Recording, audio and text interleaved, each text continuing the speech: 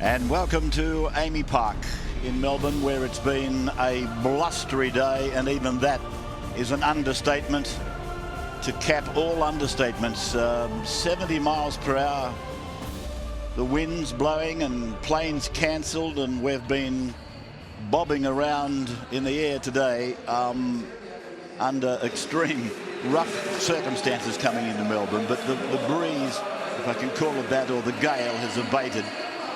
It might be about to resume, though, when the Melbourne Storm come out. Here's Canterbury coming out for this grand final rematch. But this time, rather different looking Bulldogs, aren't they? Without those well-publicised names of Barber, Cassiano, Pritchard and Graham still out. Any late moves? Tom Waterhouse, good evening. Good evening, Rabs. Well, the first big wave came for the Storm when it was declared Ben Barber was out through the week. $1.29 to $1.25. But Rabs, the second big wave has come in the last 30 minutes. $1.25 into $1.22. This is a very solid go. Melbourne about to leave the rooms. There's Josh Reynolds, of course. He scored a try in the opening two games of the Canterbury effort to make the grand final again this year, and he must be very much in the discussions that Laurie Daly will be having with his advisors about the New South Wales number 6 position.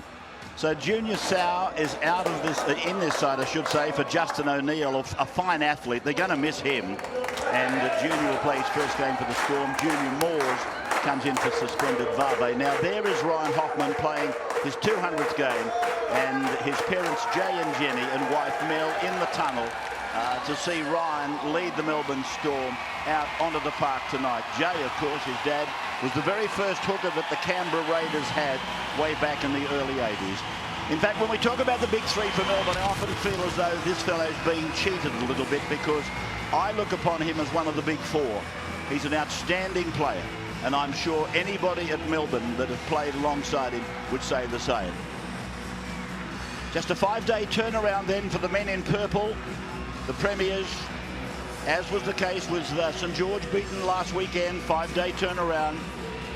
And Hoffman, by the way, becomes the 5th player only to play 200 for the Storm. Matt Geyer heads the list, and Slater's one of them, Cronk is another, and of course Cameron is the other. Jay Hoffman, eh? So there he is. He looks a little bit different. I think he'd even concede that, but he played with Craig Bellamy, and there he is with his wife Jenny and wife Mel retiring to the stands, where this man Ryan, the husband and the son, will do battle again for Melbourne tonight. He scored the first try in the grand final, didn't he? Running off a Widdock pass on a set play, and he loves playing here, as one of our commentators said earlier. So Amy Park, the venue, and Melbourne playing Canterbury in a grand final rematch, with 10 of the Canterbury players available from the GF and 9 from Melbourne. And this is Tapau, who had the first carry for the Canterbury Bulldogs. Their record in Melbourne not too bad over all the years, I should say, because they haven't won in Melbourne since 2005, but only behind the Warriors are they the second most successful team to play here in Melbourne against the Storm. Williams, he had an ordinary night or an ordinary day in the semi-finals and finals last year at this ground. Tony, bring the ball up. He's got a penalty for his team with his first carry of the night tonight. I wouldn't be writing the Bulldogs off tonight, Rabbits. I think everyone's been a little bit Storm crazy, but the Bulldogs won't be here for a haircut. They'll be here to play, I guarantee it. To Powell again. With his second carry of the night, and you might have heard the referee say, Jesse now. Bromwich, he was talking to Bromwich to get off him, get away from him. Tolman now. So Aiden Tolman, who knows something about the Storm, and it goes away to Reynolds, and then a jolting tackle on Jackson from Sau. Good hit from Junior Sau. Here's Eastwood, and that's a lollipop pass over to Keating. The little bloke doesn't need passes like that. He'll play the ball, though, inside the 10, and Eastwood again. He knows he's a senior player. He knows when he's needed, and he'll play the ball then, and it comes away to the boot of Reynolds. He dabs it. He's looking for the high flyers, and coming down with the ball is Fanua, and he'll play the ball inside his own 20-metre line. And the kick was meant for Inu. There's no doubt about that, as the penalty goes to Melbourne. to level up the penalty count early days. Yeah, a little bit of miscommunication between the Bulldog chasers there. Someone's got to look at the ball and someone's got to look at the man from the opposition if he comes down with it.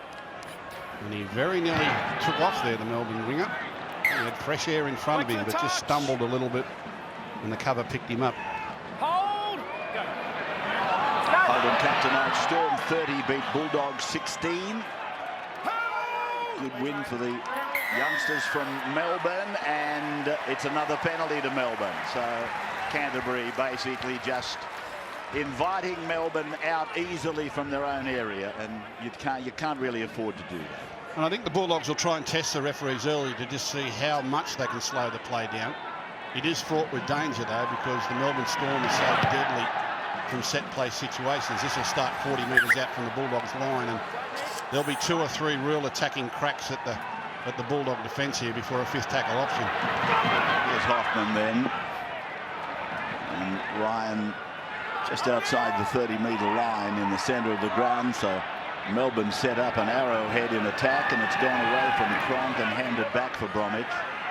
Bromwich has got Greg Eastwood hanging around the legs, and Ennis over the top. And now to Cronk on the blind. He comes across the back of the ruck to the open, and he kicks it all. Panua had almost a clean catch and open pasture to run into. Well, that's a set play. They've obviously seen something on the tape from last week, and if you look at it from high vision, how compressed this Bulldog line is, and right across there, and Fanua had open space had he caught that, and only one to beat. Beautifully executed, lovely play from Cronk, and that's a training play, a coaching play. Let's try something different early to pull their pants down. Gee, that was good work from Sam Perrott. He knew he was no chance of catching that football, but he had to deny the opportunity for his opposing winger. Fanua was going to grab that ball on the full and be able to score. That's 4 points gone begging for the Storm, only through what the Bulldogs put up against them. And how appropriate it was that we saw that piece with Andrew Johns just before the match kicked off, and it came off the boot of Mr. Accurate, Cooper Cronk, the modern-day Johnny Peard, if you like. And Fanua almost thought all his birthdays had come at once. Here's Tolman, now taken by Hinchcliffe, wearing the 13 tonight, as he often does. Now to Powell behind Williams. Oh, it's a misdirected pass, and Drury Lowe, he did well. He was up in support. He was running at full speed. He had to turn and go back. And now to Powell, and Hinchcliffe has got him by an arm. So for a moment it might have become more like a chicken wing, but no. And now here's Reynolds driving deep down the middle, and Slater's got quite a run. They mightn't have to be urgent. They don't have to be. Duffy it is that watches it go dead down at the southern end of the ground. I was interested in those interviews with the coaches before the game that Brad Fittler did, and Des Hasler made the point that they've played against each other in so many big games now. They know each other pretty well. I don't think Des or Craig Bellamy can surprise each other. The Storm coach nearly got him there in that early stage with that crossfield kick. That was something different. Hasler's got the better of the coaching rivalry by just 1. 19 they've played. And Hasler's got Bellamy by 1. 30 times they've clashed, the two clubs, 15 apiece. This is the Englishman, Widdop. There's Hasler. 7 grand finals, I think I've read that he's been to, is he, in total, as a player and coach. He's won 4. And this is Williams. I was making the point that he had a dreadful day against the Storm playing for Manly. The last graced this beautiful ground, Amy Park. I was told. Have a look at this Holden statistic for you. And there's what I was talking about, the 19 meetings between the two coaches. To Power is 40 metres out from the Storm line. And now for Keating, the little redhead. Williams. Tackle pulled down on the 30-metre line. The last tackle for the Dogs of Sydney.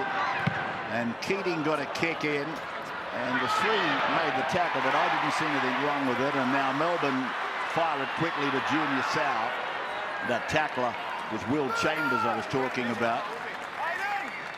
There's Nothing dangerous, I didn't think. Arms were involved in the tackle, and there was no way he could pull out of it. This is Harris, who played well against North Queensland. Now Bromwich. If we use North Queensland as your yardstick, it would seem there's a mile of ability between Melbourne and Canterbury. I know it doesn't always work out that way, but North Queensland were taken care of on their home backyard easily by Melbourne. And of course they beat the other team in the other encounter. And there's a crusher tackle. A crusher tackle's been ordered on Williams.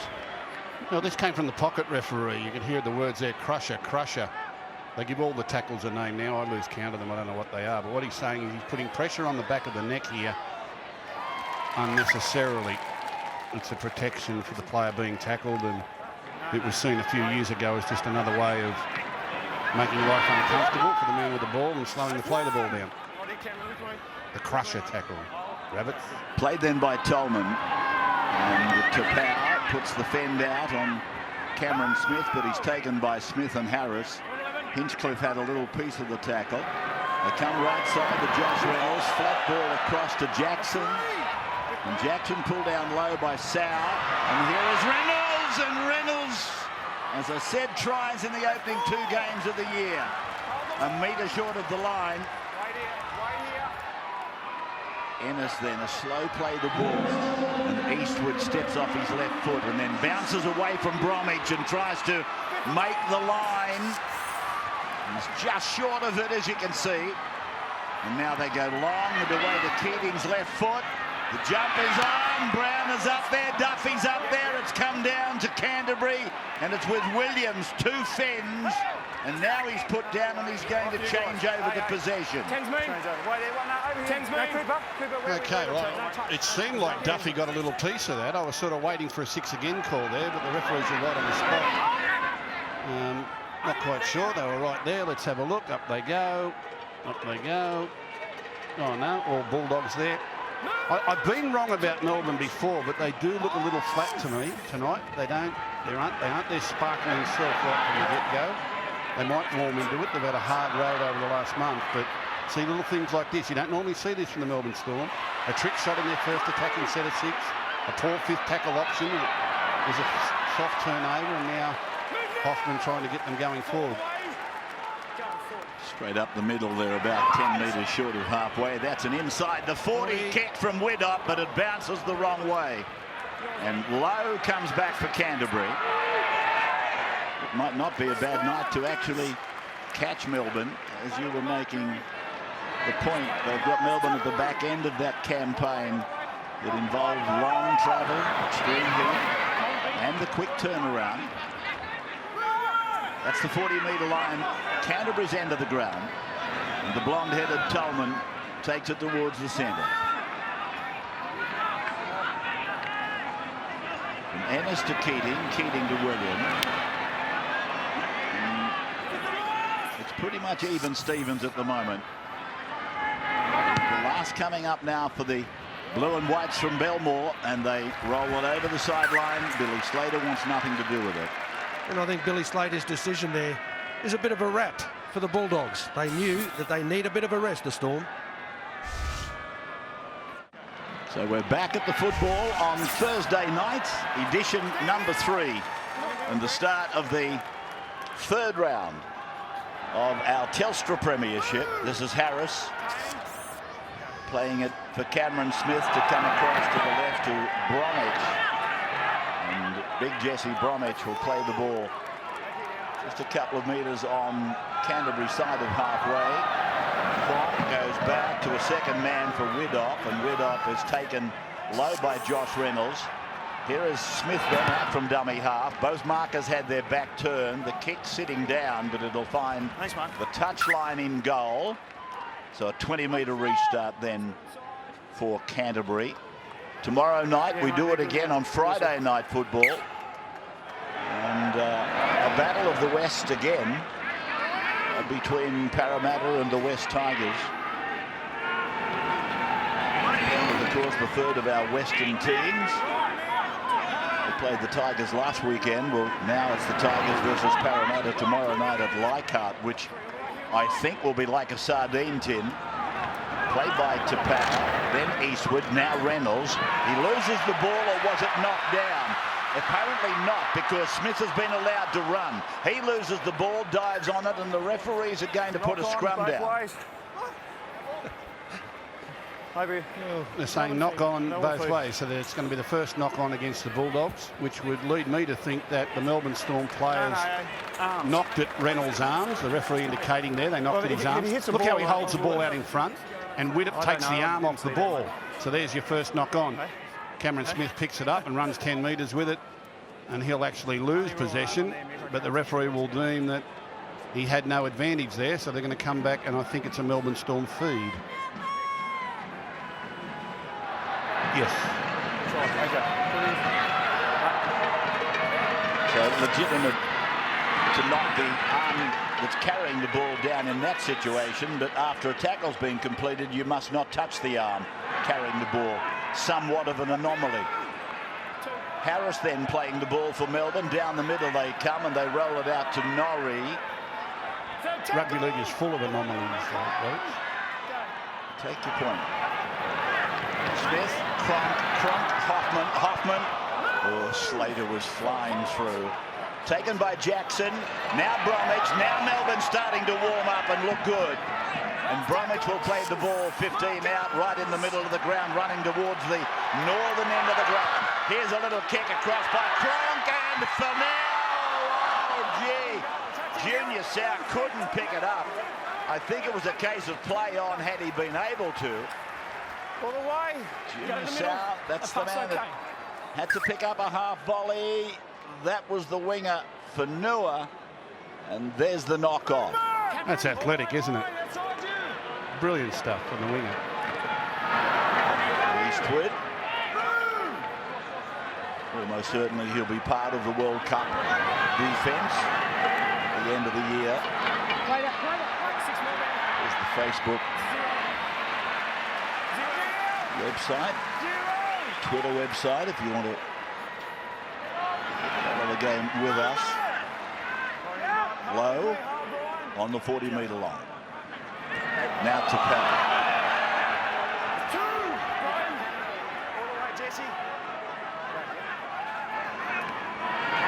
Eastwood.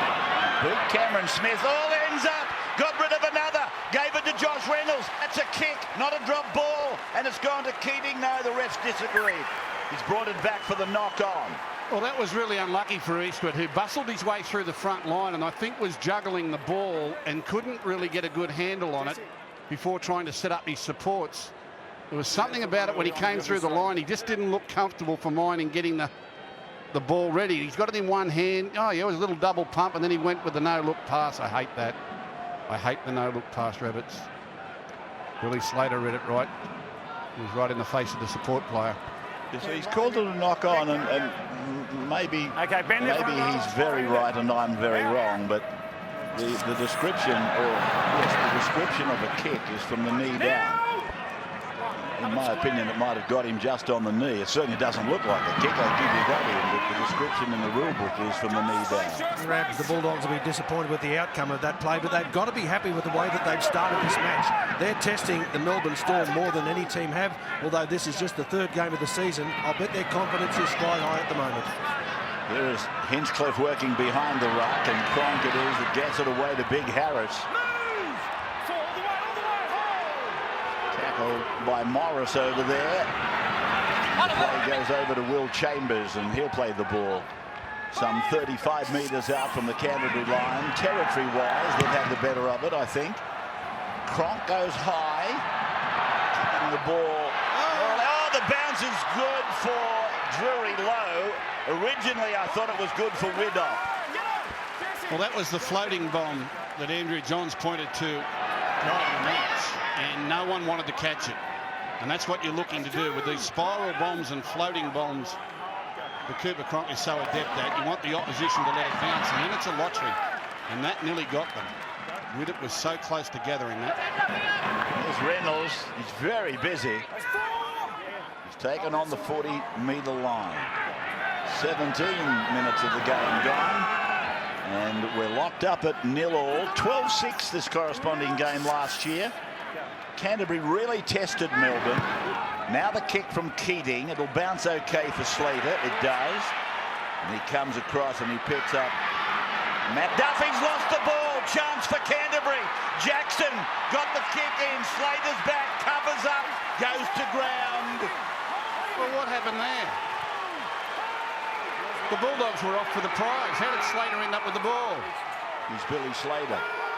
Well, where did he come from? I don't know. I don't know. It was brilliant reflex action. Whatever. Fanua now. He never gives up.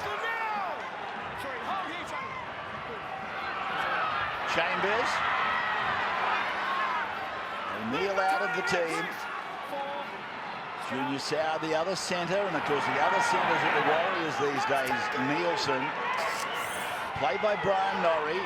Smith for Cronk. Cronk to the line, dodging, asking the question. Chambers kick, centre ground, going across, coming down to Perrott. Perrott held by Fanua and Sauer. Well, they're right into this, the Bulldogs. They're not worried about reputations or what the bookmakers might think. They're just into them. They're here to play and really sticking it to the Melbourne Storm at the moment. Jackson. No, it's not Jackson. It's Finucane.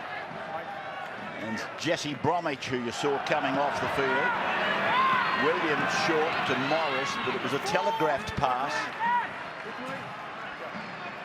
Now from Brown on the far wing. Short passing back through. Ennis finding Reynolds. Floating pass. Ennis come down to Inu. Steps out of one. He beats another. Flick passes out the back. Perrott's with the ball. Hoffman's got him. So is Widdop. Canterbury keen to take on these two players on the far left. That kick is good. Taken though by Duffy. And it's out to the 20. He had a foot in the in goal. Yeah, very clever from Duffy. Very, very clever. The way he kept his left foot back in the in goal to force this to a 20-metre tap. He really presence of mind to know where he was, where the chasers were, and that he could affect that play. Slater got it away. Harris is with the ball. Slater's taken two defenders out as he went to ground and got the ball away. Now Smith with a dummy. Slater's still there. He wants a piece of every piece of action, and he's pulled down 40 metres out. Ennis hangs on. Did he hang on too long? Yes, he did, according to the referee. Chris James. Okay, big test for the Bulldogs here. They've had a wonderful first 20 minutes. If anything, they've been on top. They've rattled the Melbourne Storm a little. Should have scored. Really should have scored. Slater saved the day there. We'll try and get a replay of that later. I still don't know where he came from. But the Melbourne Storm, with 6 tackles up their sleeve, only 25 metres out. They're deadly from this range. Here's Hoffman.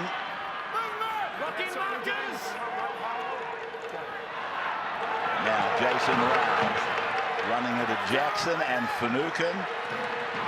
And they're 12 out from the line, Melbourne. And here's Cronk. And now Hinchcliffe puts through a gap from a beautiful pass. I think it was Cronk that gave him the ball. He sort of double pumped it a little bit, held it back, and Hinchcliffe running a perfect line. Ryan Hinchcliffe scoring for Melbourne under the dot. Beautifully executed. Shaped the pass long, pass short. Hinchcliffe ran the brave line straight into the hole and gets the reward with the first try of the night. Lovely, lovely play. Ryan Hinchcliffe scoring for Melbourne, a very important member of their 17. I know he's highly respected by his teammates and by his coach. Comes from the Temora, the Riverina Township. Trent Barrett, Todd Payton from there. Smith converts. We've got 6-0 on the board. Brad Fittler's on the sideline. Thanks, Robbie. It was the same combination that scored the try last week against the Cowboys. Hinchcliffe ran an inside line off Cooper Cronk last week. This time he runs it on the outside inside the big T-Rex. Like Gus said, a very brave line. We keep looking at for Slater and Hoffman off Cooper Cronk. Add Hinchcliffe to your list. And they definitely target big Tony Williams there, who can plant his feet in defence and stand still. And the beautiful way to shape long and pass short. You know, they've looked at that on the video, practiced it, and it comes off first time. That's why they're deadly, rabbits, from that distance out. You give them a penalty, it's a devil's own job to stop them scoring. Jason Riles playing it back there. And Harris it is with the run. 6-0 in favour of the Storm. They were reasonably close in the grand final, these two. They were close in this corresponding game last year, but they have each inflicted big victories on each other down through the years. Lowe, he's done well. Brilliant piece of work. Maybe a touch of danger, but Melbourne Storm chasers were nowhere near him when he took the adventure on. Now that's a lovely tactic. Scoring points, kicking on tackles through deep, threatening the 40-20. That gets your opposition winger and fullback gravitating towards the sideline and deep. Opens the way up for a chip kick or grub a kick later in the game for Billy Slater. So Melbourne Storm starting to work their systems, work the opposition over. Dean Hallitown. 40 metres out. Doing jumper 14, and this is Tolman. He's a good player, Tolman. Jeez, he's a worker. Canterbury kick, and Slater floats through the air like that 7-6-7 I was talking about earlier, but with a bit more stability. What about your plane coming in today? That's the one I'm talking about. Still got your finger marks in the armrest. I've never seen a man go so pale. Here's Fanua. Now he's got whatever you call it, the pigtail or the ponytail. And the bloke next to him, Junior Sauer's got the pineapple cut. I'll get it. Just get a little. There's what I call. I don't know whether it's the pineapple or what it is, but there's the rat tail and the pineapple out on the left flank for Melbourne. So they've really been to the hairdressers. They've kept them busy. Wish I had some of it. No, I'm sorry. I didn't mean to aim it at you. Well, one looks like they missed a bit, and the other one looks like they got too much, doesn't it? They're very ordinary. I'll give you the tip. If they were sheep, you wouldn't be paying the shearer. It's a dead set bodgy job, that's for sure. Here's Tolman.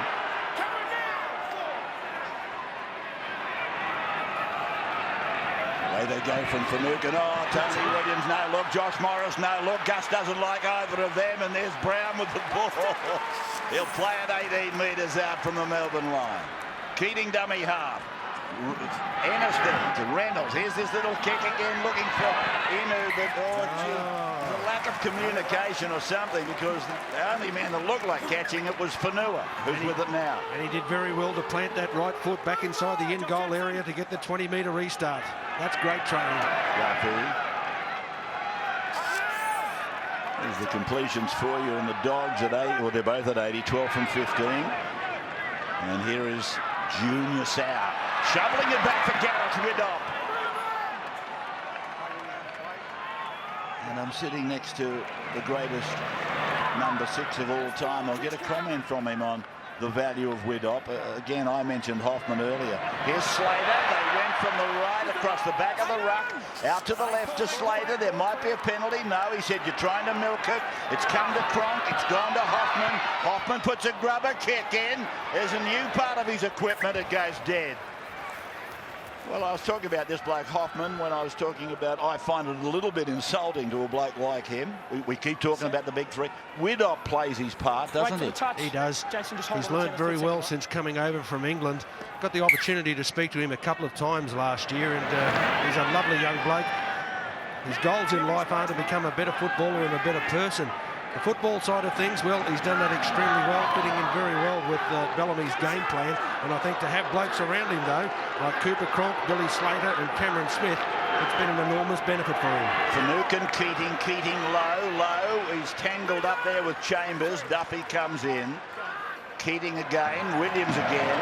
Williams decided to turn the turbos on. He takes them on, gets it to halfway. Now Finucane, dummy to Tolman, out the back of Jackson. It's still on the ground. Inu will clean it up, and Widdop will take him. He gets the ball on to Perrott. Perrott's got Hinchcliffe around the legs, and he'll play the ball on halfway. 6 again there, Rabbits. Jim Sell got his hand on the ball, so this will be tackle 2, I think. This is Jackson. Comes from Mudgee. Now Dean Hallitau. Straight up the middle towards the 30-metre line. 6-0 in favour of Melbourne. It took them 21 minutes to score. Hinchcliffe got the points. And Jackson will play the ball just outside 20. Reynolds, one-hand pickup, runs inside 10. He's 8 out, he's pulled down. Every time he tests them, though, every time he challenges, it looks like he's dangerous. It comes away, it's gone behind Keating, bounces twice, low, dances off his left foot from a standing start. He played the ball 10 out, Riles was on him. But Canterbury now with a chance, Keating in behind them, Josh Morris after it, made dead by Billy Slater, and Canterbury will get it back. Yeah, very nice. Very nice from the Bulldogs. They're starting to get into some rhythm themselves here, and it's important they're next to score. I don't think they'll be wanting giving the Storm 2 tries start. If they can level up again and get the game back on even keel, that will do their confidence the world of good. There's that one-handed pickup from Josh Reynolds. And away he goes, and as I said, every time he runs it, he tests them. Immediately following this game,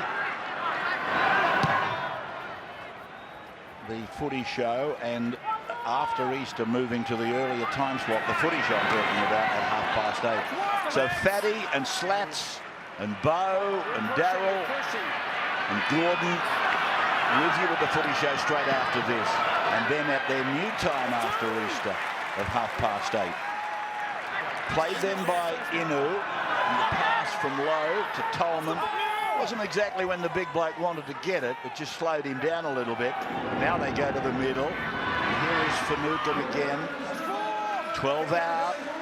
Riles was the tackler. Canterbury testing. Out the back, second man low with Chambers hanging onto him. And Drury Lowe, who's doing a capable job back there in the absence of Barr. Keating stabs it across the park, but look at Widdop flying up above the pack and pulling it down. And he had 3 teammates in support there on that occasion to give him some assistance, Hoffman. That's a get-out-of-jail card, though, for Storm. They're under enormous pressure. Vanilla again. He's strong, this kid. He's the first product, isn't he, from Victorian Rugby League junior football to come through into our top grade in Melbourne. And he's a class act. He's been good tonight.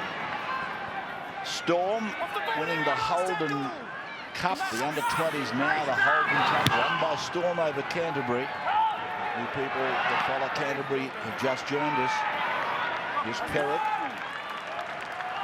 Half an hour gone.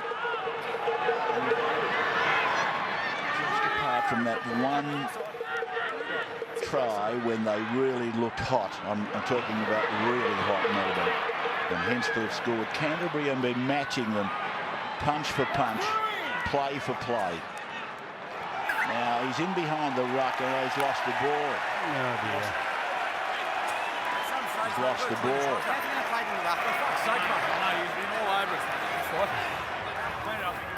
So Josh Reynolds is trying to make a case for the Melbourne player Hoffman lying in the ruck, and that caused the problem. Well, there's plenty of disappointment in the Bulldogs camp there. The ball he lost dropping free. Brad Fittler. Hey, Robbie, you might have missed Aidan Tolman just came off, and the big fella David Clemmer come on. Now later on in a couple of weeks, the City and Countrysides will be picked. Speaking to Laurie Daly, he'll be one bloke we're looking for. He's only had a couple of games. He's naturally bullied blokes his whole life, but he's come into first grade. He hasn't taken a step back, and he's a good player. Here's Hoffman. It's a Coffs Harbour this year, isn't it? Yes. So here's Cronk turning it back inside for Riles. And he'll play the ball, Jason. Just inside the 30-metre line, and they're down where you don't want them to be. Cronk, Widdop, Slater catch pass. Chambers stepping off his right foot lightly and effectively. Plays it 10 out, and now Smith will work it back to the middle to Cronk, and Cronk runs into a nest of Canterbury defenders, and so does Slater. And Slater then decides, well, I might try and burrow through here. But he's pulled down and tackled on 5. Cameron goes to Cronk. He puts a little kick in, and Keating said thanks very much. And Keating it is, tackled by Slade Griffin, who's out there for the Storm now. The only difference between the two teams at the moment is when the Melbourne Storm get at the Canterbury end of the field, you feel like a try's coming. When Canterbury get at the Melbourne end of the field, it's not really doing it for you, is it? So it's just that little bit of finesse at the money ends of the fields. Other than that, the Bulldogs are getting as good as they can get here. They're really matching the Storm in most facets of the game. That was Clemmer with his first carry. I think St George Illawarra supporters probably can relate to the story you're just trying to paint. They don't look as dangerous, do they, when they get down into that red zone at Melbourne's end? Nowhere near, by comparison anyway, with Melbourne. Fanua. And here's Smith, and Smith has got Duffy with him, who almost got himself offside. Tackle off the ball. And Clemmer is 16 over the top. This is Griffin. You can be excused for thinking it's Ryan Hinchcliffe, but it's Slade Griffin in 16. Then Cronk across Harris, finding Chambers, puts a kick in. Not bad weight on it, and Lowe has left the ball on the ground, picked up by Melbourne. They lose the ball though. First one, Canterbury. Is there any indiscriminate Melbourne feet or boots around on Lowe? I'm not sure. I'm not saying it happened. Well, there was plenty of pressure on him. You know, he just there's not much he can do a little bit about that. He was just coming in, looking to make the tackle. Lowe dropped the ball and stayed down low. But it's a wonderful skill from the centre that when he's running out of the room to put such a good grubber kick in along the line. He's not happy, the coach. No, he doesn't like anything that looks a bit... Well, his team's on the attack here. That won't last long. Anything that looks a bit gory, he gets up and walks away. He was so happy before the game. He'd be no good in an operating theatre, would he? It comes away to Slater then, and Slater's thrown a deep ball. Back to Widder. Fanua for the corner. Does he get it down? He thinks he does. I think Ben Cummins thinks he does. The touch judge, I think he might reckon he did too. Now, what are we going to do? Listen up. Bernie, that's the first. We've got a try. We're going to check their touchline, please. He reckons it's a try. The touchy, so does Ben Cummins. But there is a check on the touchline. Forget the corner post. Wonderful execution off the scrum base. The way to really engage the defenders and create space out wide. It was beautifully done. But we're looking at whether or not a foot comes in contact with the line here. Oh, dead heat. Oh, still up in the air. Yeah, he's still a little bit to fall. I think he's got in. Yeah. Let's have a look. White boots, white line, white boots, white line, in the air. Ball down. Oh, you got to give it. You got to give it. There's not enough evidence to take it off him. And for those that are a little bit disappointed that the touch judge called for a video replay, you can understand why. Gee, that is very, very close. Skillful work from now. That's fantastic work to keep the ball down. Green lights, I feel. So you can get haircuts like that when you got the class like he's got, Wally. But just taking the conversation back to the eradication of benefit of the doubt, the bloke upstairs has got to be conclusive in his overruling of the man with the whistle. What's that? Just give it? Listen. Bernie, do you want me to just give it, or? There's a problem with the board. Yep. Blow the whistle, ref. Okay, yeah. There we go. There it is. So it's a try to Melbourne. Good try. We'll come back and see the kick in a moment. And welcome back to Melbourne with this youngster, the 20-year-old from Melbourne, Victoria, scoring his third try in only his 7th NRL top grade appearance. Mahi Fanua. And Cameron Smith, who's one of the great 5 that have made 200 and better for Melbourne, will take the kick. Matt Guy's played the most for Melbourne. Smith is in second, then Slater, then Cronk, and tonight Ryan Hoffman joined. But Cameron's on the touchline. The bank clerk dressed as a footballer, I think Steve Crawley wrote for me for that piece earlier tonight. Here's the kick, and it's left the boot beautifully. Oh, it's taken the upright. It's a dastardly angle we've got here, Gus. Brad Fittler sideline. Rabbie, you've given the kiss of death. I know. The big difference you can see from down here is where Melbourne Storm get in good position. You watch, they run onto the ball. That's a bad pass there, that's behind him. Every time I watch Canterbury down their end, the balls are behind and they catch it and then decide to run. It's normally a trust thing with sides, and this side is so well drilled at their set plays. And it's Sammy Perrott, actually, his hand, that ends up nursing his foot up in the air, so which allowed the try. And they've kicked it dead. Out on the full. Out on the full, Rabbie. Out on the full off the boot of Chris Nanino. How many times does he do that? Well, we see it all the time. We've seen it in so many games already. We're only in round 3. Well, this is the start of round 3. How many acres of land is it there and they can't hit it? They just miss it. The funny part about it, he reminds me of a golfer that I play with. He can hit a 5-iron 250 metres and he wants to hit his driver into trouble. Here they are with the penalty now. Hoffman. What? You heard me. Think about it. You play golf. Played by Hoffman. Here's Lyles. They've worked to the middle again here, Rabs. Watch them. Forward striking one side. Smith, Cronk, behind Griffin. Now, Widdop, that might have been forward to Harris. Referee said no. It's played by the second rower. Back to Cronk they come. Griffin wants a piece of it. Griffin taken to ground. 9 away. Back to Smith. Blindside play behind Harris. Good work, Widdop. Just catch pass. Batted it out then to Chambers. That's great defence, though. Smith again. Cronk again. Now the little chip, and Slater's in amongst it. Inu had a piece of it and dropped it. 6 more tackles for Melbourne. First Canterbury. Oh no, hang on a moment. First Canterbury, then Melbourne. Chris James has baffled everybody. He's waved 6 more, then he's changed his mind. So it's a scrum to Melbourne. They'll get it back anyway. Yeah. There's something really hypnotic about watching the Melbourne Storm execute their plays. You just sit here and you wonder when the next try is coming, because they threaten the whole time. Wonderful with their execution. And the Bulldogs did really well there to contain them and turn them away, but they've got to do it again. The last time they lost a scrum in this area of the field, only a few minutes ago, they conceded points. So can Melbourne score in the seconds before half-time? Oh, it's gone behind Fanua. That's his fault completely, the kid.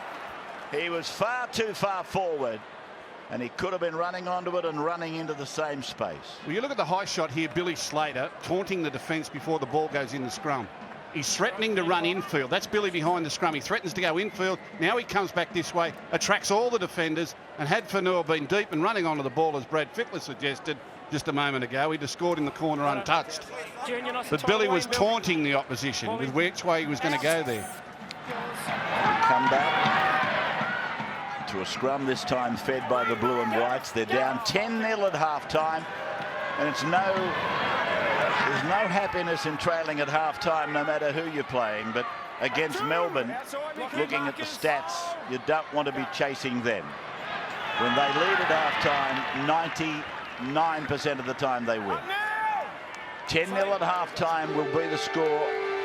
There's the siren in the background. Clemmer, Reynolds, chip kicks across. Perrett's got the ball. Well, he went straight past Fanua, and Sal took him. Then he got it to Inu. Inu's put a kick in. It's going to bounce. Which way will it bounce? It's going towards the dead ball line. And that's the end of the first half. Absorbing stuff. The 40 minutes has gone so quickly. It's 10-0 in favour of Melbourne over Canterbury. Coming up in Holden half-time, Cameron Williams is joined by Wally Lewis and Phil Gould for the VB hard-earned first half highlights.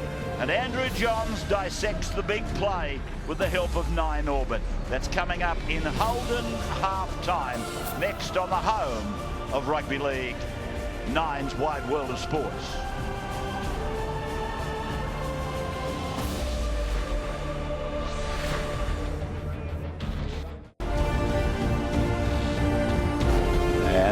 Welcome back to Amy Park in Melbourne.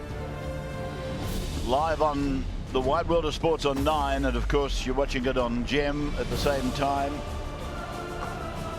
Canterbury trailing 10-0 at half-time, and I mentioned at half-time you don't want to be chasing anybody, but in particular you don't want to be chasing Melbourne here. In 2012, when leading at half-time, they won 13 from 14, and even when trailing, they won 5 from 10. So that's just another stamp of approval of the class, the quality of this club. From top to bottom, I was interested to hear what Gus had, not Gus, but Wally had to say about Gareth Widdop in the conversation he had with him. He said he came here to become a better player and a better person. And I think that is the test, or the ruler that Craig Bellamy puts across all players that he talks to about coming to Melbourne. What do you want to do? Where's your ambition level? Who do you want to be? Who are you? And Gareth answered absolutely correctly when he had that conversation with Wally. That's him on camera now, the Englishman. So Melbourne tonight without Justin O'Neill and the suspended Vave. Junior Sau hasn't had a lot of opportunities. Cameron's taken them round the park. Cooper's been outstanding. And we're underway with the second half now of Thursday night football.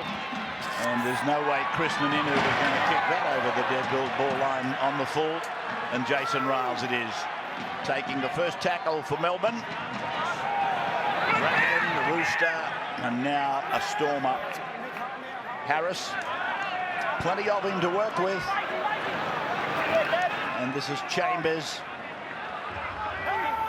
A season or two over in rugby. Smith taken by Clemmer. Now Griffin, who could, as I said, be mistaken for Hinchcliffe and doing very much the job that Hinchcliffe does quite well, dummy half work. This is Lowe, who plays the ball. This is Inu running through Griffin's tackle, and Widdop at second marker. Falls back and makes the tackle on Ennis. And here's Reynolds stepping off his left foot to be taken by Widdop, but over the top is Hoffman.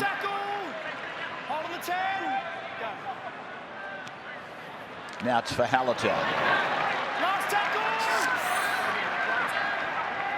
Ennis for Keating. Keating goes to the air, and so does... Oh, Slater might have got a boot in Clemmer's face there. You got an injured player. It's a penalty to Melbourne. There's no doubt that Billy's put the left foot out. I'm not saying it was intentional, but Clemmer has copped a boot in the face. Wow. See that, Chris? Bring up the penalty. Hey? Bring it.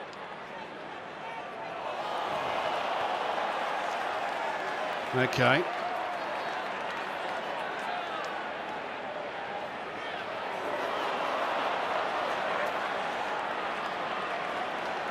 He didn't see that coming, did he?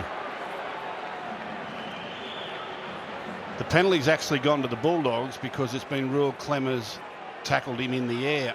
No, the penalty's gone to Melbourne, not the Melbourne. Bulldogs. Yeah, sorry, to Melbourne against the Bulldogs because he tackled him in the air. Well, this is now investigating Slater. Listen to this. It's going to go on report. What you've done is you've kicked him going through the air, so I'm going to put on report.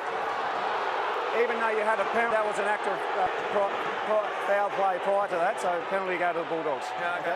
This is a question I've got to ask. There's a rule that says you're not allowed to attack blokes in the air. If Clemmer doesn't come at him in the air, you don't get kicked in the face, mate. Well, he's kicked him first before anything else has happened. I know it's... What are you going to do, mate?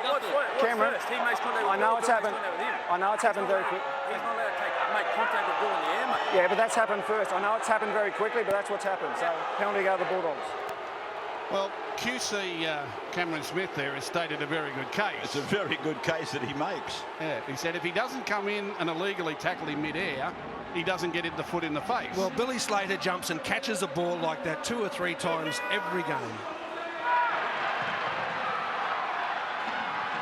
And here it is with Canterbury now getting the penalty, and Jackson is with it. So now back to Clemmer, who's okay.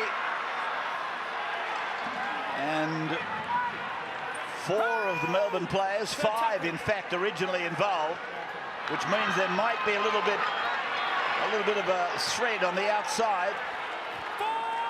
Marcus Square! Now Melbourne number up. Played by Finucane. Now it's gone from Reynolds. It's a try! 4 on the far side of the ground. It is Perrott who scored. Beautiful kick from Reynolds. And Canterbury get the penalty that originally was given to Melbourne, and then the decision was reversed. That is beautiful execution. We saw Melbourne try this in the first half. The Bulldogs have replied in kind and come up with their first try of the night. Perrott is the try scorer.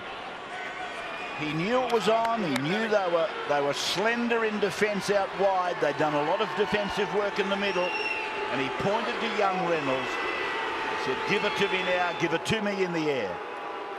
And on report is this man Billy Slater for the incident that led to the try, which has got a lot of people intrigued.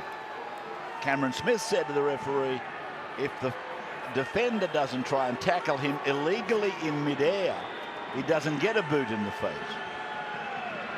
So which is the first offence, the tackle in midair or the boot to the face? It's the tackle in midair, you'd think, is the first offence. Well, Billy Slater simply has to take Cameron Smith to the judiciary with him as Chris Naninu sends it high, wide and handsome. Having said that, I think Billy Slater is probably going to find himself in a little trouble for that. Andrew Johns. Yeah, I disagree. If you watch it in slow motion or super slow motion, look at Billy's eyes. He's watching where the ball is and his foot's up there. He can't do nothing about it. That's in my opinion. And let's watch this try. This is one way to beat a fast-moving umbrella up and in defence, get it over the top. Let's watch it in normal time. In my opinion, he couldn't do nothing. He couldn't pull out. I'll back Billy Slater to the hill. He's not that sort of player. No one's suggesting he's that sort of player, and whatever happened there was reflex. I guess if you go and study the way he catches the ball like that all the time, he does lift that knee all the time. I've never seen him lash with the foot like that, extended, and there was a definite extension of the foot. But no one's suggesting deliberately kicked him in the face. It's all reflex and spontaneous. It happens. But if you find him guilty, that means a bloke that's catching the bomb has to leave his feet as close as he can to the ground or pointing in that direction. And every time a bomb goes up now, I think you'll see one of the boys from the team that's just kicked the football will dive at the foot of a player, and a penalty must be given. Here is Slater now trying to circle the enemy, but Canterbury right back in this game. 10-6 on the back of that moment of controversy as Slater unloads. Harris takes it ahead. Well, that's the big point of the game so far. Forget about the Slater incident, is that the fact that the Bulldogs have come and struck back, and now they're back in the contest. Their confidence level has come up. The Melbourne Storm have got to be a little more cautious, and we've got a football game again. 17 for Melbourne is Junior Moores, and a penalty goes to Melbourne. Can you imagine the boost that Canterbury's confidence for the year will get if they're able to snatch this one from Melbourne, in Melbourne, without Pritchard, Cassiano, Barber and Graham?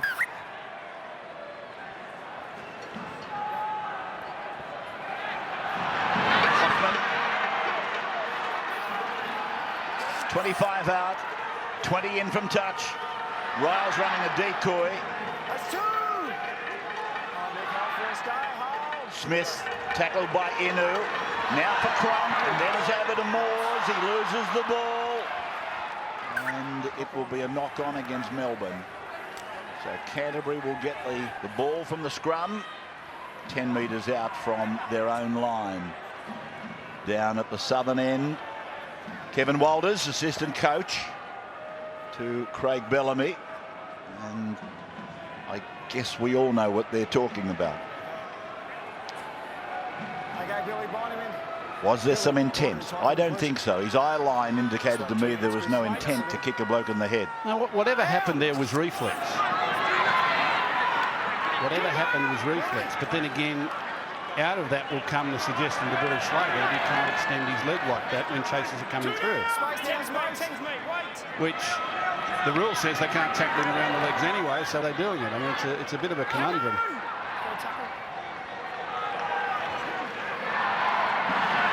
So here's Jackson. I think if the result is a warning to Slater just to be careful about lashing out of the foot, I think that'll be the end of it. You'll never see it again. I don't think Slater will get himself in that position again. I think it's just reflex. Keating charged down by Griffin. Turns low around. Low leads the race for the ball and Griffin jumps aboard. 20-metre line, Canterbury's end. Keating tries to run away from Harris. But the big number 11 hunts him down. Now Reynolds. That's Brown, the wing three-quarter Mitch. West Tigers, Cronulla Sutherland.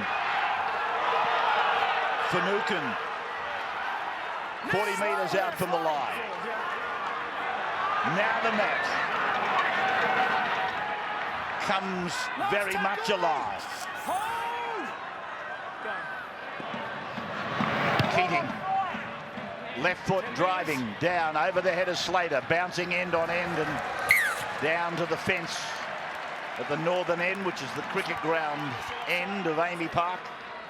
Two passes, Ben. Wait. Good job by the Bulldogs. Right there. So they've really hung in there. And as I said earlier on, the Melbourne Storm not as diligent as they normally are coming out of trouble. Don't get as excited in that part of the work as they do when they get down the other end and scoring position, which is unlike them, but nevertheless, that's their attitude tonight, and the Bulldogs have taken advantage there. I said at the start of the telecast, it might be a good night to get Melbourne. And I'm not losing sight of the fact that Melbourne are leading by 10-6, but Leeds in England and then home and then Melbourne, then Townsville. A lot of heat in Melbourne when they played here. Humidity in Townsville. Here is Smith around the back of the couple. Slater pushes it on. Cronk is with the ball. And Cronk will play the ball. 12 metres in from touch on our side of the ground, the western side.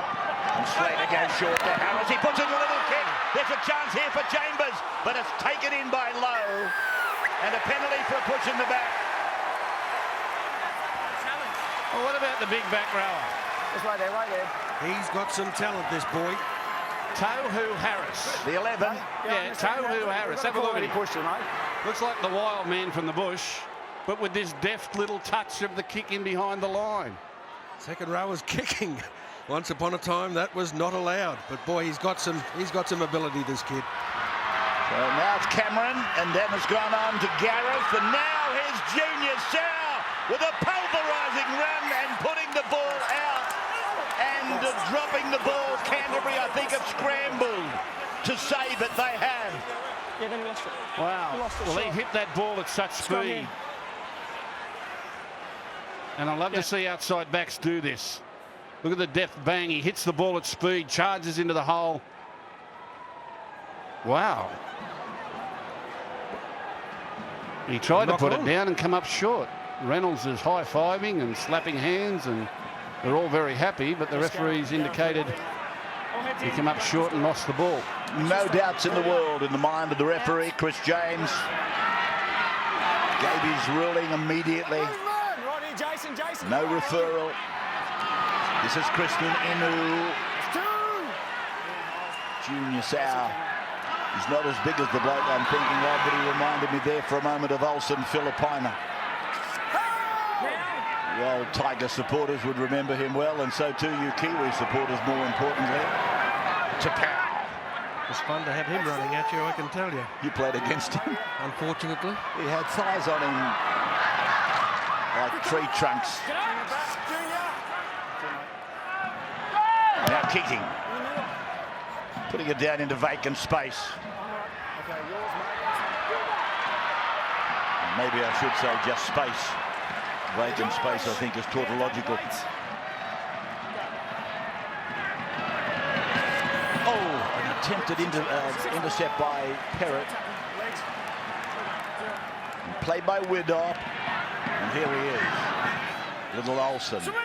Junior Sow. On the 30-metre line. Got a bit of The bandage hanging out below the shorts. And now it's gone away from the boot of Cronk. Where'd he kick that from? Well, he's not quite got it long enough. But it was inside the 40, and it's crossed the line 600 millimetres out from the line. We'll take a break and come back. And we're back live on the Wide World of Sports from Melbourne tonight. Free to air. Doesn't cost you anything. Goes across now on the 30-metre line in possession of the Canterbury, and Clemmer did well. Ennis backs him up, and Ennis is taken to ground. They're just gnawing away, the Bulldogs, aren't they? Gnawing away. They're really making a nuisance of themselves. And Melbourne Storm look rattled. Low coming in from the deep. Jackson saw him coming. Elected to go there. And then Jackson again as a pivot, and then Eastwood the same, and then Ennis and Keating, and then Williams did well with his hands before getting it to Morris. Morris goes for the clappers. He's got himself inside 10, and a beautiful cover tackle. Oh, gee, that had Scott Sattler written right across it. The tackle was Cronk. That was a marvellous effort there from Cooper Cronk. His perseverance to chase down a much quicker man. And it's accounted for nothing because Billy Slater came in over the top and pushed him over the sideline. But he knows he's got him, Morris, for pace. Cooper Cronk refuses to give up on the chase. Grabs the leg, and in the end they're penalised for throwing into touch. Bulldogs still on the attack. Here they come. The Bulldogs. Chewing away at the bone, as Gus said, and gnawing away. Michael Ennis will play it. And Keating goes on short to Eastwood. Tight moment. 10-6 down. And here come the Dogs. Lowe puts a stab in. Oh, Brown dives. But he dived at the same time as Billy Slater, who grabs at a thigh muscle. It's dead in goal, line dropout. Lovely football. Well done by the Bulldogs, and Billy Slater again. We talk about his attacking play a hell of a lot, but some of the defensive plays he makes are remarkable. He came from over underneath the post there to be in the right position at the right time to defuse that. And had he been lazy for one step, he wouldn't have got there in time. Look at this, the flick of two hands. And the Melbourne Storm champion gets there first, as he usually does. But they're under the pump here, the home side. The Bulldogs, very, very gritty. Keating going short and immediately to Powell. Just inside 30. Greg Eastwood. Decoy. Low. Floats a long one out. Perrett's got 7 metres between him and the corner post. Put down by Widdop. Melbourne under pressure. Jackson decides to give them the best that he's got. He'll play the ball, 7 out, no gain. Now they come to Clemmer, on to Eastwood, he pirouettes the big fella. And he'll play the ball, Greg Eastwood. Right in front of the sticks. Captain goes to 5'8", he puts it in behind, they put a shield on it, oh! 20 metre. Perrott tried to do the impossible. And here's Billy Slater bringing it back. And then Melbourne run it out quickly beyond the 30-metre line, where it's played over there by Brian Norrie. This is Matt Duffy. 10-6. Melbourne with 2 tries to Hinchcliffe at the 21st, Vanua at the 36th. Canterbury have had the better of the second half. Played by Bromwich. And then Cronk, and now that's Setu.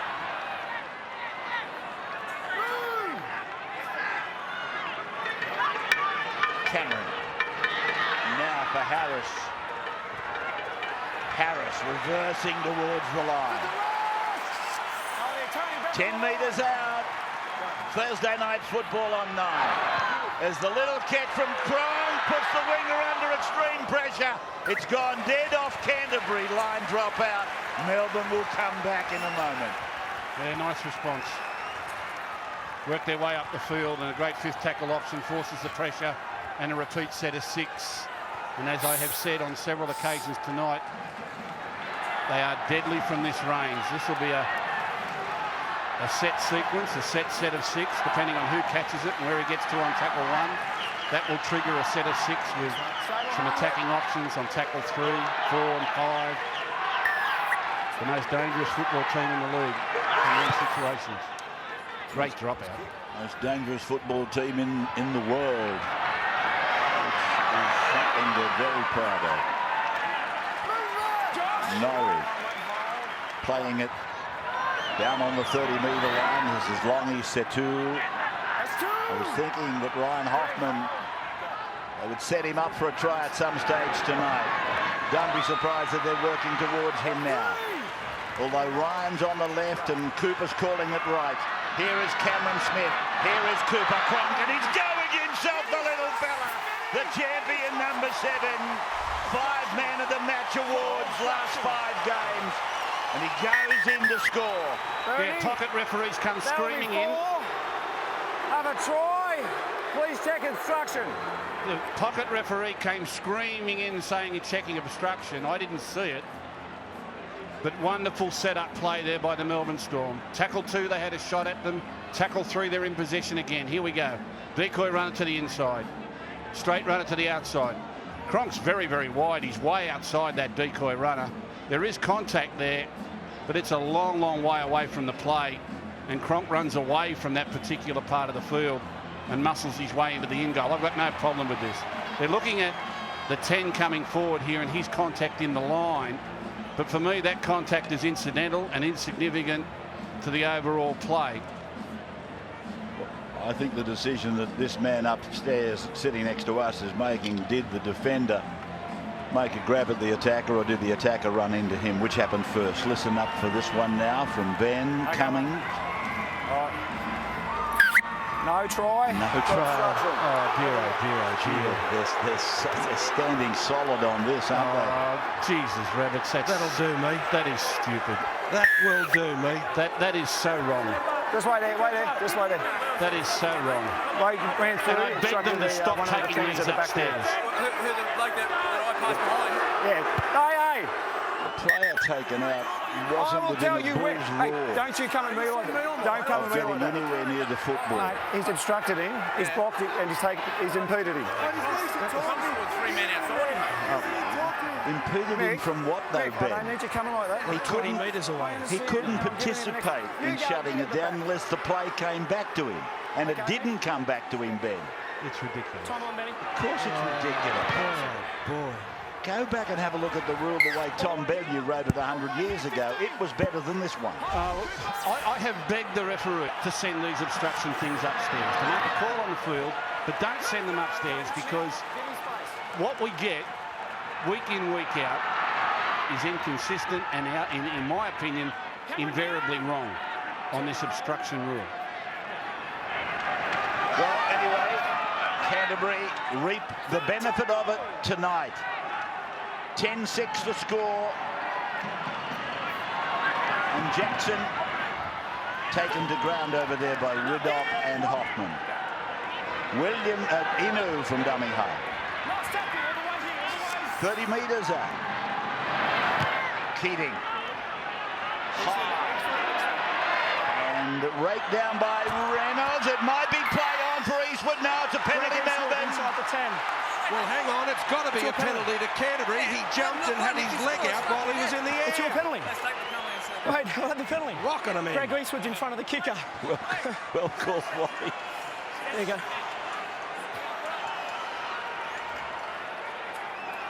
So he's penalised him for being in front of the kicker inside the 10 and taking part.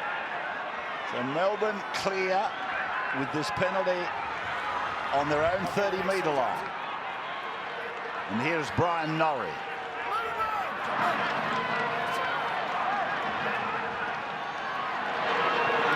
Ryan Hoffman.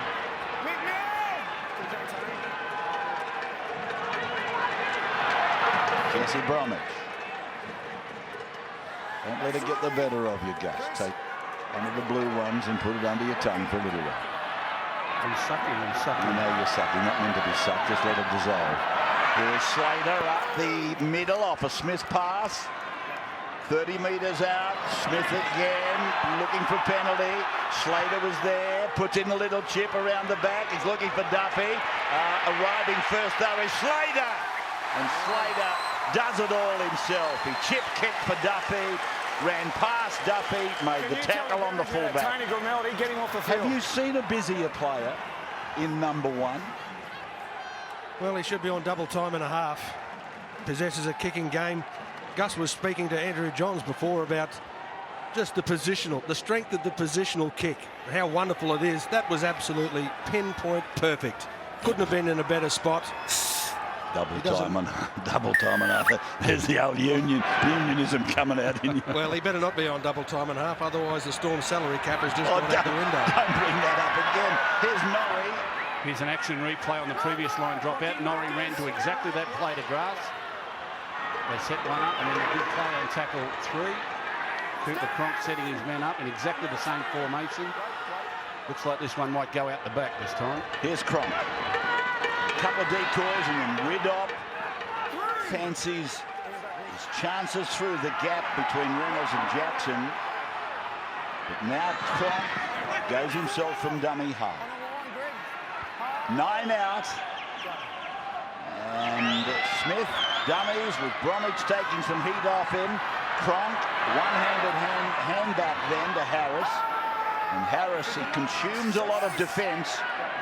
Attracts defenders away from the playmakers. And Cronk goes to Duffy. Oh, beautiful! He came down like Superman. Wow, Matt Duffy. So high did he fly. Well, I asked Andrew Johns before the game, how long does it take, how much practice does it take to perfect your kicking game? He said hundreds and hundreds of hours. We'll have a little look at the reward for practice here. Cooper Cronk, dink, perfectly weighted, perfect height, knowing how high Duffy can get above his troops and produces the try. Well, David Middleton has just confirmed something that was in the archives that has come to mind. This kid was the junior high jump champion of New Zealand. And he showed every ounce of that ability there tonight. Well, he just won the Amy Park qualifier. he beat the opposition here. I think I could take a stab and suggest that you were never much good at high jump. Who, me? Yeah, you. State championships under 10s. Here's Cameron Smith from the sideline, and we'll go to the sideline and talk to Joey about that kick from Cronk. And here it is, perfect. Well, that's the one they got knocked back earlier from Cooper.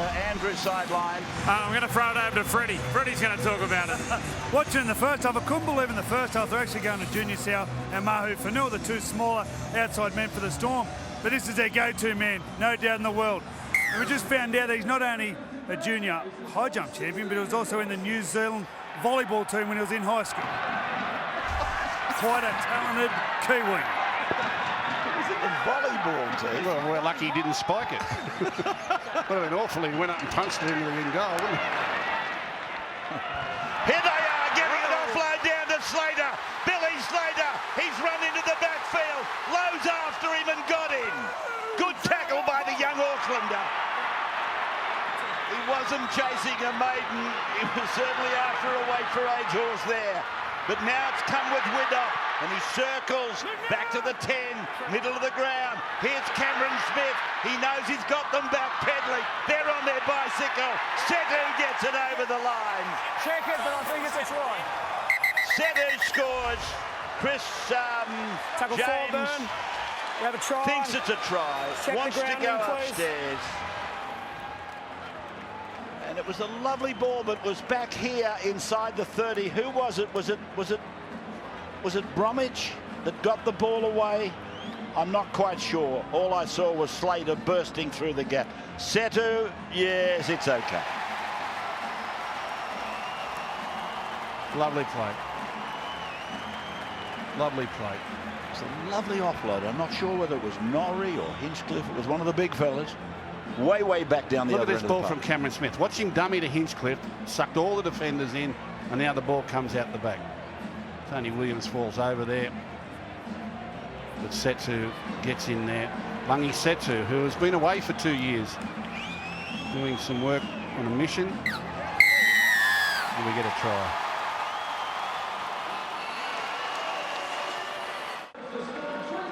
So there's the try scorer, Lungi Setu, scoring for Melbourne. And that's his 6th try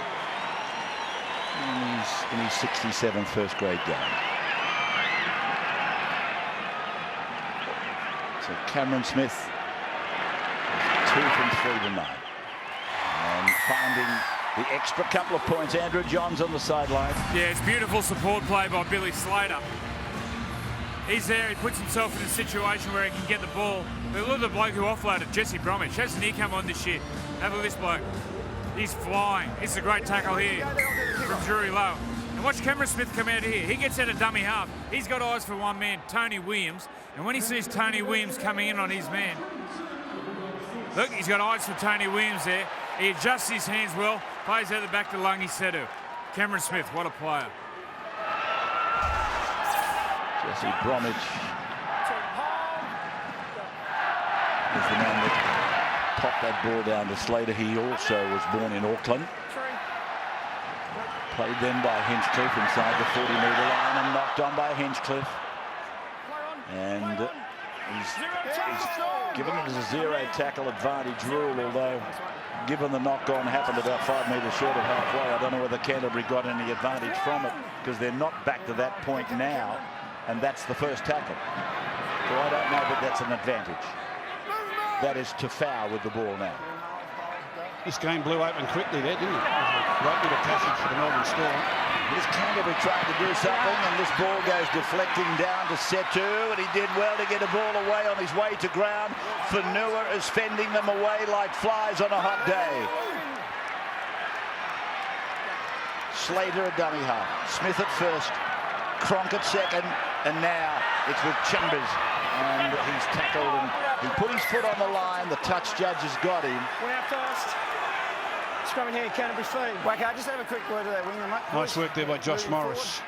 Gave Chambers the outside and then used his strength and his speed to grab him and muscle him into touch. Good work here. There's the foot touching the line before he gets the pass back in field. Footy show comes up straight after the football from Melbourne, and special guest host James Maloney and the player probe, and immediately following this game you'll see all of the humour and the coverage of this great game in the footy show, hosted by Fatty Vorton and Michael Slater. One-handed pick up by Ellis, back to the blonde-headed Tolman then.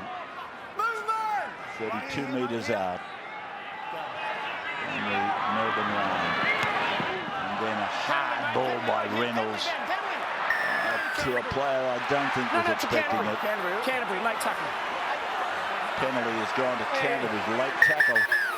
Well, Melbourne, I think it was Brian Norrie, wasn't it? Yeah, and again, this has come from the pocket referee, Chris James. Especially when you've got the penalty jump right. Saying that Reynolds was taken out unfairly after he passed it.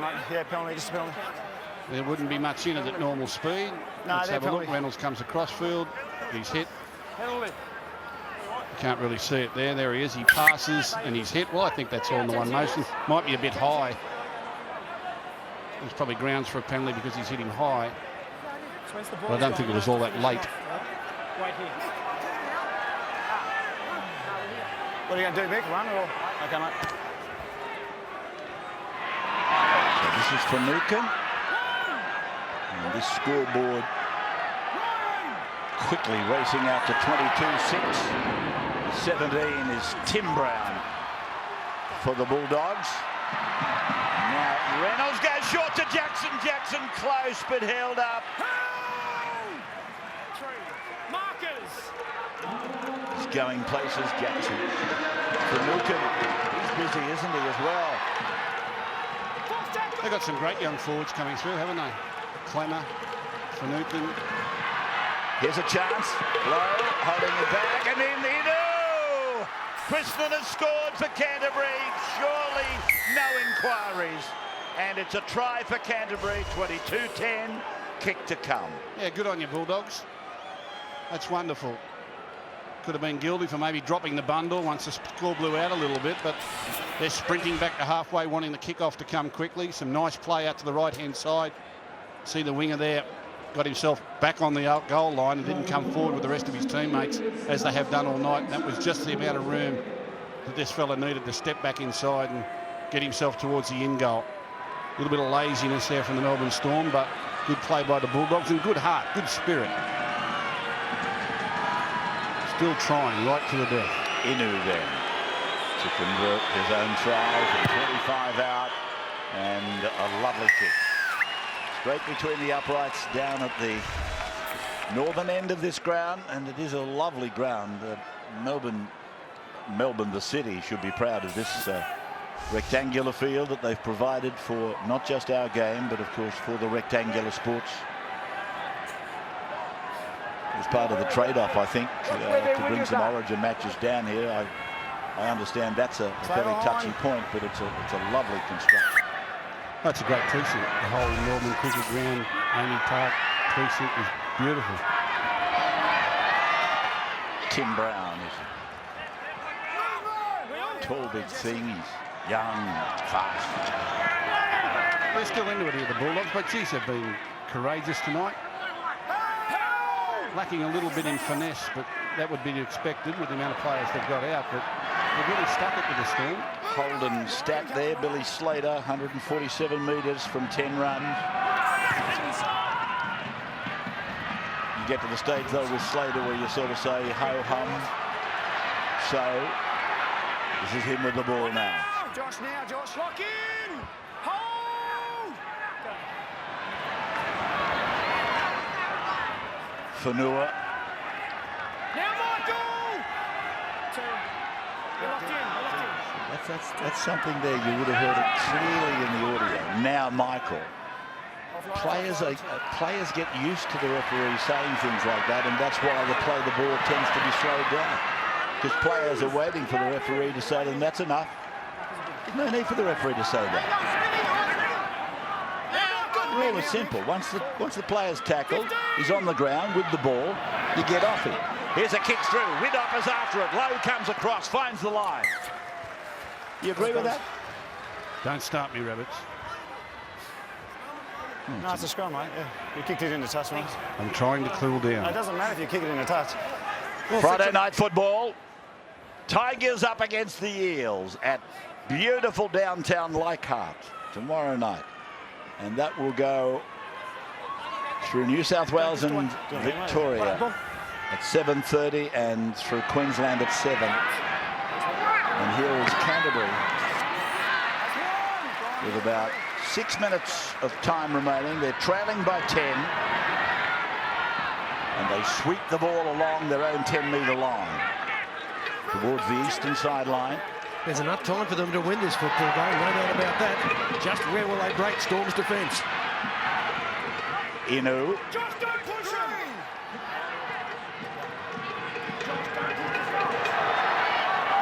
Ennis. Now Lowe. And that ball might have travelled forward. Morris. He had time to look over his shoulder. Then he's found his support. Brown. Keating will score. Oh, a great try by Canterbury. 70 metres of it. And blistering speed by Morris. Oh, it's the greatest attribute you can have in your team is sheer speed. Nothing frightens a football team or an opposition like speed. You can have all the size, all the strength, but the thing you love the most is speed. Watch Morris here. Whooshka, around the outside he goes. And then sets his support players up on the inside. He did a great job to be there. And we're going down to the wire here. The Bulldogs will not go away. They will not go away. They have hung in here all night. The Storm threatened to blow them away with a little blitz there that produced a couple of tries in 2 minutes. But the Blue and Whites have refused to give in and have hit back with 2 of their own. How long we got, Rabbits? 4 minutes. This will be 22-18 if it gets this. And you're right, it's about 4 minutes to the final siren. In fact, 4.5, and he brings it back with draw.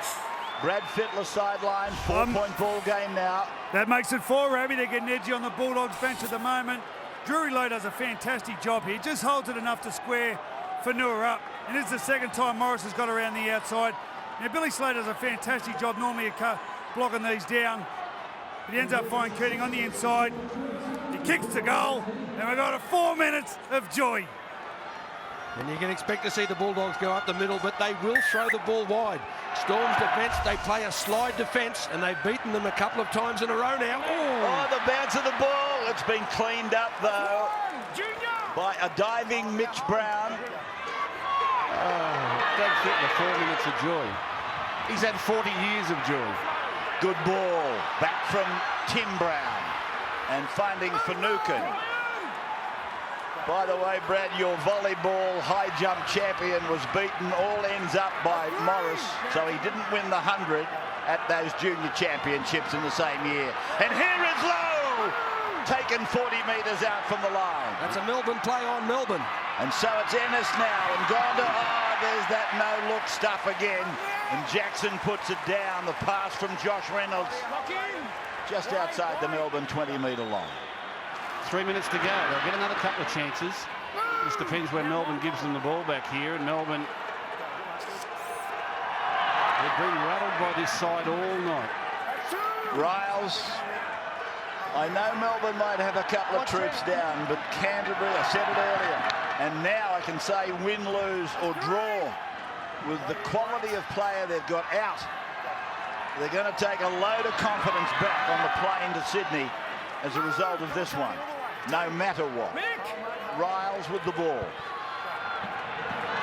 And this is Harris.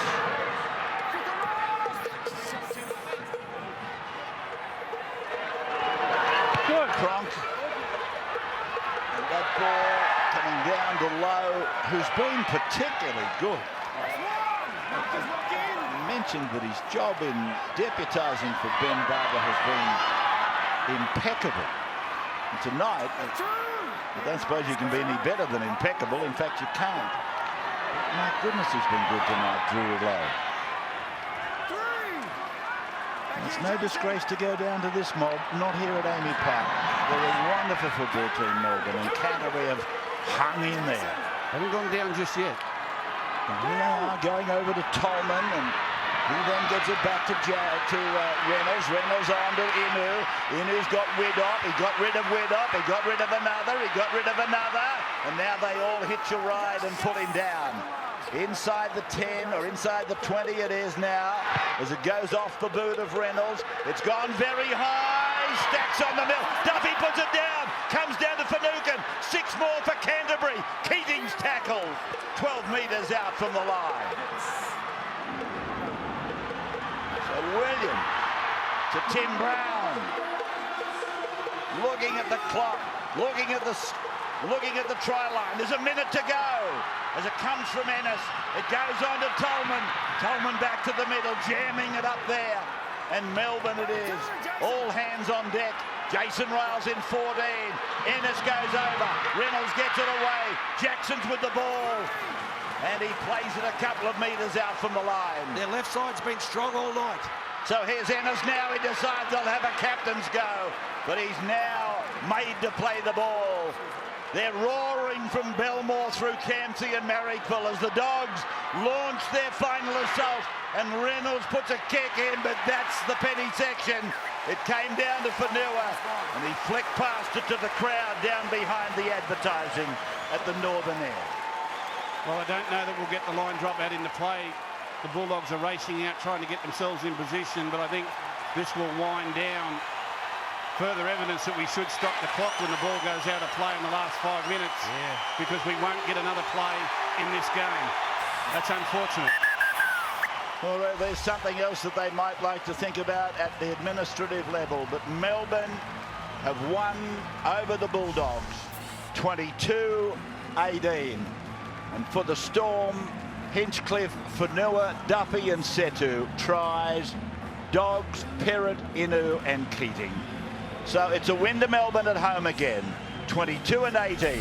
We'll be back after this break with the VB hard-earned man of the match. And then it's straight to Fatty and Slats and Bo for the footy show.